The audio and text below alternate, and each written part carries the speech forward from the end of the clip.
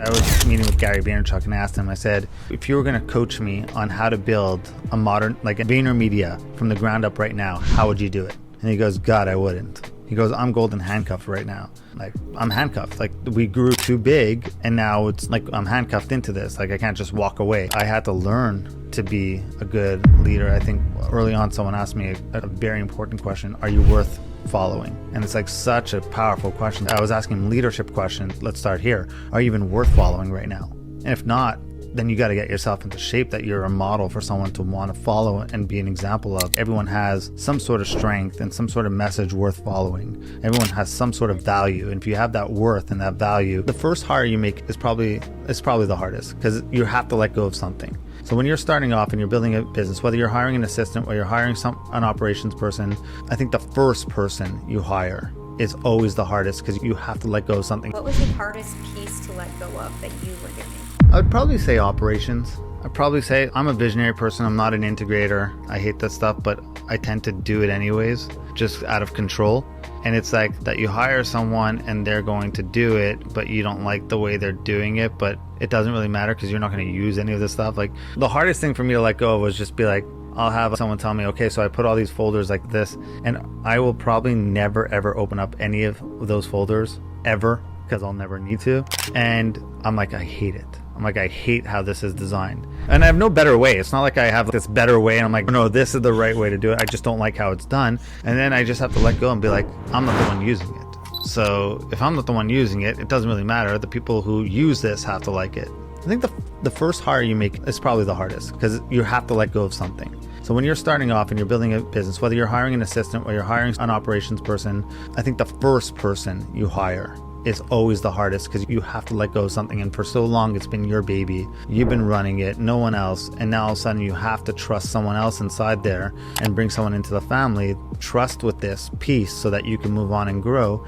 That's the hardest. I would say the first hire for anyone is going to be the hardest. The best advice came from with Gary Vaynerchuk, and I asked him, I said, if you were going to coach me on how to build a modern, like a VaynerMedia from the ground up right now, how would you do it? And he goes, God, I wouldn't. He goes, I'm golden handcuffed right now. Like, I'm handcuffed. Like, we grew too big and now it's like I'm handcuffed into this. Like, I can't just walk away. So you love strategy. You're going to do all this. But guess what happens when you start growing? You have to hire teams. Now you're in the people business. You're not the one doing strategy for clients anymore. He goes, I'm not the one, like he was telling me this as himself. He goes, I'm not the one on the phone with Bud Light being like, here, I think this is how, or Budweiser, this is how you should handle your marketing. This is how you should do it. This is how I think your Super Bowl commercial should be. He goes, no, what am I dealing with every day? Susie doesn't like Frank, but they sit next to each other. Tim broke up with Beth, but they're both on the same account. So we have to move one of them on the account, but both of them don't want to go. And the client has a preference on which one should go.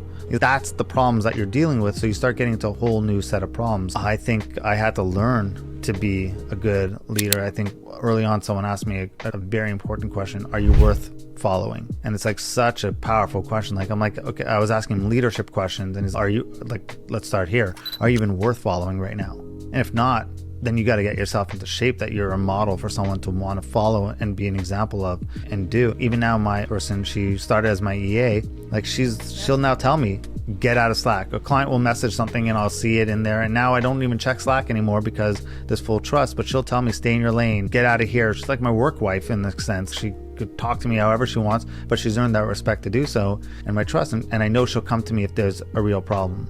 You have to learn now how to be a leader. I think that's a hard thing to do. Anyone wakes up and be like, hell yeah, everyone should follow me. Because I think that comes from like true self-awareness and figuring out, I think that question just takes everyone back. But the truth is, when you sit with over time, everyone has some sort of strength and some sort of message worth following. Everyone has some sort of value. And if you have that worth and that value, then you're worth following to a certain extent. The way the question's phrased is designed to have more impact and hit you in the gut, and versus what leadership qualities do you have that people should pay attention to. That's a very softer way of saying it, and you could probably list a bunch of different things. If you got hit in the gut, then you just haven't thought about it enough, which is the truth. I haven't thought about what my mission is, what my calling is, what do I stand for, what are my core values, what are my non-negotiables in life, where do I want to take the business? Because if you have the answer to those questions with like clear clarity, and you could like accurately describe them, then you'll either have people on your team that fall into that mission,